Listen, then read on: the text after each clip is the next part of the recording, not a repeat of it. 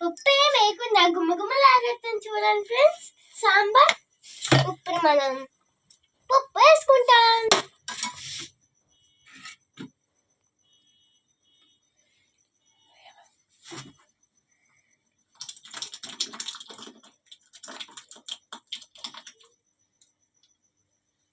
ఇప్పుడు మనం కొంచెం వాటర్ తీసుకుని దీనిలో వేయాలన్నమాట.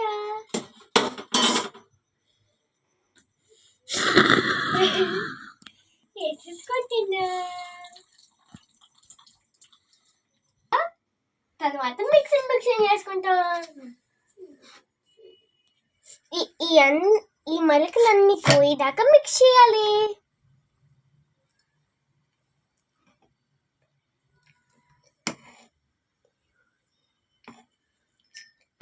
సూపర్ ఉంది స్మెల్ అండ్ టేస్ట్ కూడా.